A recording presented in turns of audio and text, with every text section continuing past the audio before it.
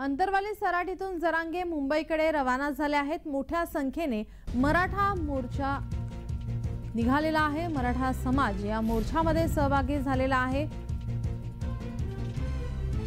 अंतरवाली सराटीतून जरांगे मुंबईकडे रवाना झालेत। मोठ्या संख्येने मराठा समाज हा एकवटला आहे। आपण ही दृश्य पाहतोय, ड्रोनच्या माध्यमातून ही दृश्य टिपण्यात आलेली आहेत। मनोज जरांगे यांच्या सोबत मराठा समाज हा मुंबईकडे निघालेला आहे। अंतरवाली सराटीतून जरांगे मुंबईकडे रवाने झालेत। मनोज जरांगे यांच्याशी खास बातचीत केली आमचे जालनाचे प्रतिनिधी गणेश जाधव यांनी।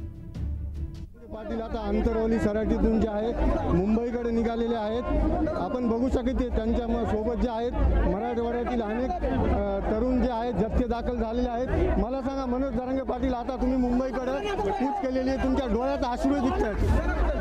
खूप दिवसानं गाव सोडतोय, माझा गोदापट्टा सोडतोय, माझ्या मायबाप मराठ्यांपासून लांब जातो, ते थोडंसं वाईट वाटलं। गावालाही वाईट वाटलं। माझं साष्ट पिंपळ असेल, भांबिरी असेल, वडेकाळे असेल, माझे गोदेपट्ट्यातले 123 गाव असते आणि माझ्या अंतरवालीतल्या लोकांनाही खूप वाईट वाटलं की माणूस 4.5 महिने 5 महिने इथं होता आणि हा माणूस आता आपल्या मराठ्यांच्या महाराष्ट्राच्या लेकराला न्याय मिळावा म्हणून मुंबईकडे निघाला।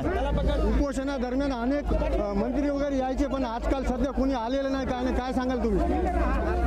त्यांचं काय आता मी तर माझ्या लेकरांना न्याय मिळावा गोरगरिबांच्या निघालो। मी माझी पुरी जीवाची बाजी लावून लढणार, मी मरायला सुद्धा भेटणार नाही। तुम्ही आमरण उपोषणाला मुंबईला निघाला आहेत, मात्र मैदानाचं काय?